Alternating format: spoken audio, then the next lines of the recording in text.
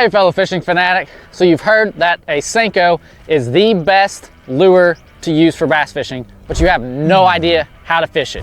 Well, I'm here to help. I've got a Senko in hand, I've got my fishing pole in hand, and I'm at my pond, so let's go see how to fish a Senko. Now I've landed some of my biggest bass fishing a Senko on the Wacky rig, the Shaky Head, Texas rigged, drop shot, and the Ned rig. All of these are great rigs to use depending on specific circumstances and conditions, whether that's water conditions, weather conditions, and just what the fish want. So you might have to change and adapt a little bit to what the fish are wanting for the day. I guarantee you all 5 of these rigs will catch fish across the country. So let's break down how to fish them a little bit further.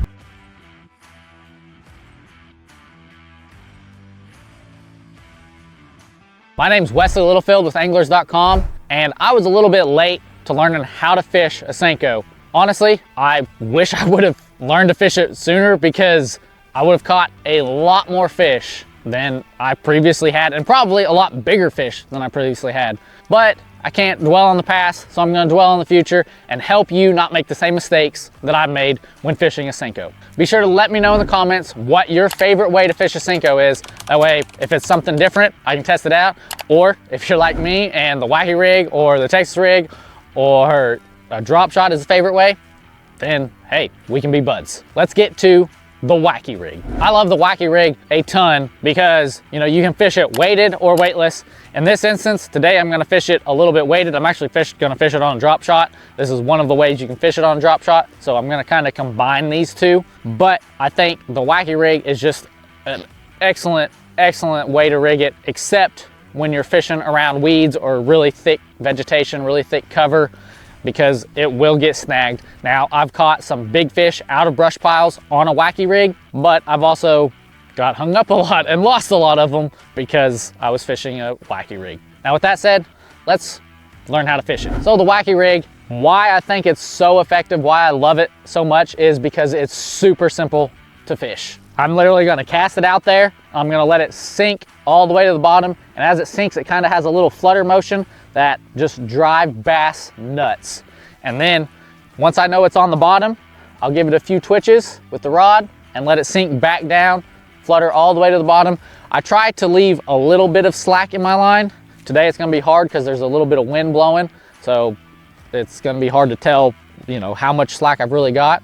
But any little twitch that I do here, the fish will be able to see it underwater, and it's just crazy effective.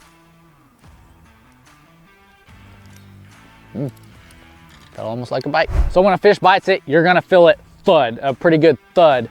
And then you'll either see your line swimming one way or the other. If it's swimming against the wind, obviously you know, hey, that's a fish, reel down and set the hook. If you find that you're not getting bites by letting it sink all the way to the bottom and pop it off and then letting it sink, you can fish it a little bit faster by not letting it sink all the way to the bottom. You know, you can cast it out there, let it sink a few feet, a few inches even, and just pop it.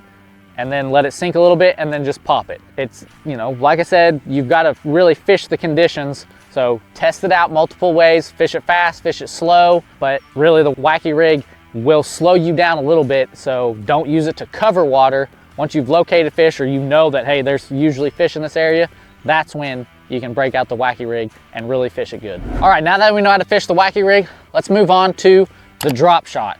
Now, I did mention that I was fishing the Wacky rig on the drop shot, so you can kind of mingle these two, but traditionally, a drop shot, you nose hook it. If you wanna learn how to rig a drop shot, then I've got a video right here in the corner that you can check out, or if you came from the previous video in this series on how to rig a Senko, then you know how to rig it. So let's get to how to fish the drop shot. The reason I was so resistant to fishing a drop shot, learning how to fish it, is because at heart, I don't like sitting. I don't like sitting there waiting for the fish. I wanna be casting, I wanna be moving my lure, trying to find fish. The drop shot, you're gonna cast it out and you're just gonna let it set up for a long time, in my opinion, and then slowly bring it back to you. So this is not a way to cover water. This is not a way to find fish. This is a way when you know that, hey, there are fish, like this pond specifically, I know there are fish in here. It's not very big, so I can use a drop shot to really cover the water really well, thoroughly, and figure out that if they're gonna bite this or not. So on a drop shot, You can fish it deep or shallow. A lot of people don't think about fishing it shallow. All you got to do is adjust your leader length. So if you want to fish it deep, you can extend it out, you know, lengthen your leader a little bit. Or if you want to fish it shallow, just shorten it a little bit. But all you're going to do is cast it out there and let it sink to the bottom. And then similar to a wacky rig, I kind of fish it similar to a wacky rig anyway, is I'll just kind of pop it off the bottom a little bit and bring it back to me really slowly. Now, sometimes I have noticed that they don't want the pops off the bottom. They literally just want me to super duper slow roll it back. And it looks kind of like a fish just slowly swimming, or a worm trying to swim through the water, or a leech, whatever, you know, they're targeting. It looks like that swimming through the water at a super slow pace. It looks like a really easy meal for them, so they can't resist it. Other times, they don't want it moving at all. You cast it out there and just let it sit. If you want to leave a little bit of slack in your line, then that's okay.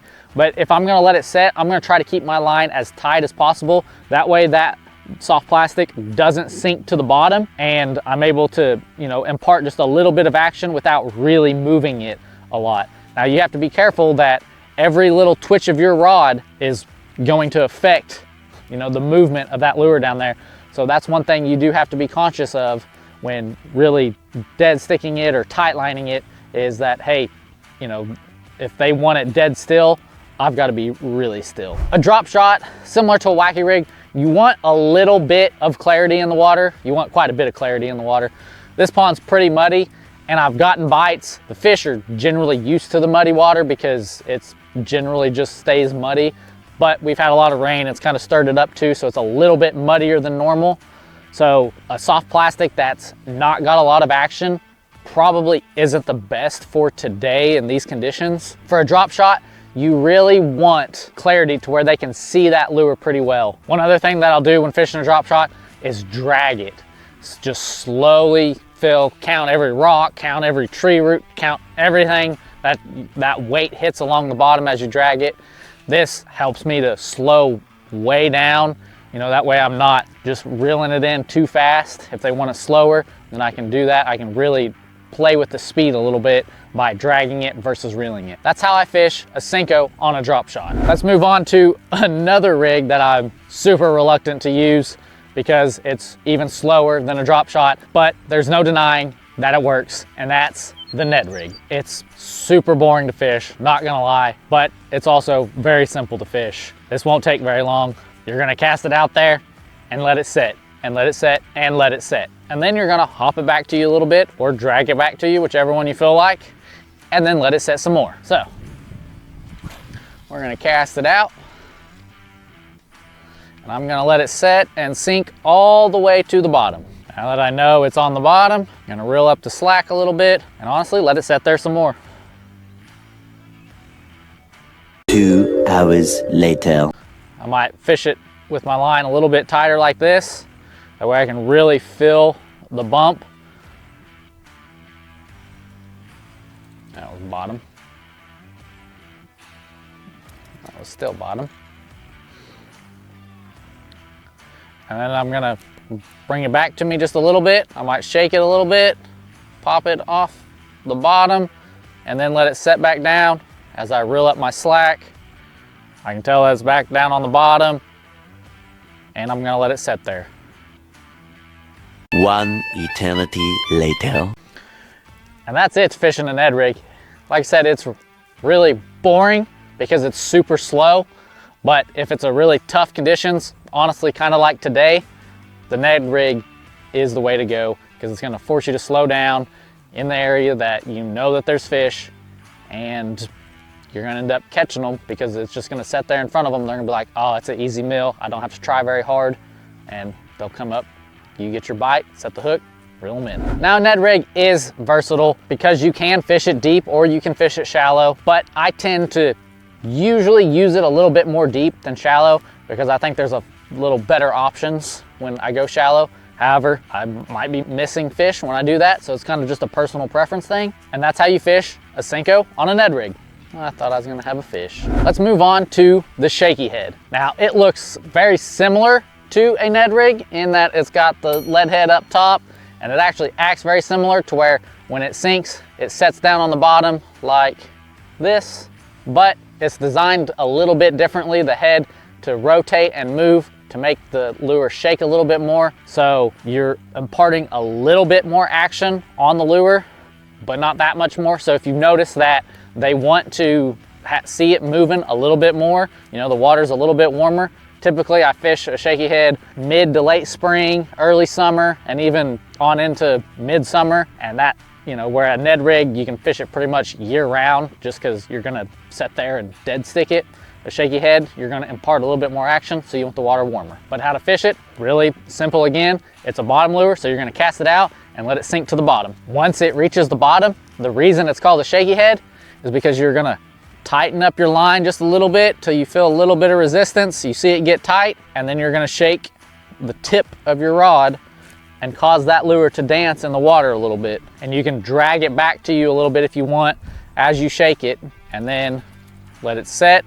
And similar to a Ned rig, you can let it set there for a while, set there, and then shake it again. Try not to drag it and move it too much, but if you've got like a muddy, silty bottom or even a rock bottom, it's okay to drag it a little bit because you'll stir up that silt and it looks like, you know, a little small creature digging around, and that bass will just be like, oh, easy meal, it's not paying attention, come up, hit it, and you got your bite. Every now and then I do like to add a pop to it. So I'll be letting it set there. I may shake it a little bit, and then I'll give it just one good pop and let it sink back down to the bottom and shake it again. Because sometimes that little extra pop makes the bass think, oh crap, it's getting away. It comes up, bites it as it's falling back to the bottom, and you know, you reel down, set the hook. And other times I've literally cast it out there, sat my pole down, went to mess with something else, went to pick my pole back up and noticed my line was swimming against the wind, and I was like, that's strange. Reeled down and set the hook.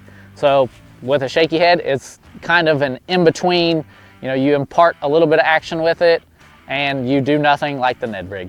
So now that we know how to fish a shaky head, let's move on to probably the one that I use the most, and that's a Texas rig. So the Texas rig, you can fish it weightless or weighted like I'm doing today. Either one works. You're gonna fish them similarly, except with the weightless, you're just gonna slow everything way down. And generally, I'm not gonna go past like 5 foot with a weightless. It just takes too long to get into the strike zone. So I tend to, you know, fish a weightless Texas rig and a little bit like 5 foot. I might go 8, but typically it's 5 foot or less.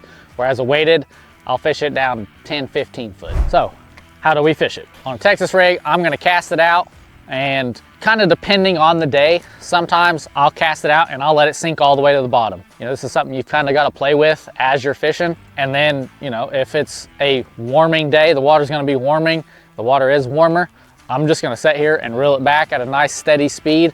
I might give it some pops to give it a little weird dash to it to trigger a bite, but generally I'm just going to slow roll it back all the way to me. Another way you can fish it is to cast it out, let it sink all the way to the bottom, and then drag it back to you with your rod tip. So we're gonna cast it out. I'm gonna let it sink all the way to the bottom. This pond's not real deep, so it should be pretty close to there now. I'm gonna tighten up my line with my reel, but then I'm just gonna drag it, and then I'm gonna reel up the slack, and then I'm gonna drag it. You should feel it hit stuff along the bottom as you drag it. This method's a little bit better for like cooler water. If it's cooling after a cold front, kind of like today, you know, the fish are gonna be relating to the bottom a lot more. You're gonna drag it on the bottom, stir up that silt, and really get the fish's attention that way. Now, I tend to drag it to the side. I kind of like a sweeping motion. I don't drag it like this. If I drag it up, it's more like hopping it and it'll pull it up off the bottom. If I drag it to the side, I'm gonna keep it on the bottom, which is what I want sometimes. Most of the time. Another way that I fish the Texas rig is to cast it out, don't let it sink, just start reeling immediately. So we're gonna cast it, boom, it hit the water, close the bell, and I'm just gonna start reeling immediately. This is when you know the bass are either suspended a little bit or you're fishing really shallow, and you know that the water's warm, they're gonna want something moving. That's the time to fish a Texas rig just like this. Just cast it out and reel it back. If I'm honest, this is the way that I fish it the most because I'm impatient. but generally, like when I'm dragging it along the bottom is when I get the most bites. Out of all these rigs, I probably fish the Texas rig the most. However, I mentioned that it kind of maxes out at about 15 feet, maybe 20. So if you need to go deeper than that, I recommend using the Carolina rig. And if you want to know what the differences are between a Texas rig and a Carolina rig, because there's not a lot of differences, then check out the video down below me. And until then, I want you to always remember that education is important, but fishing is essential.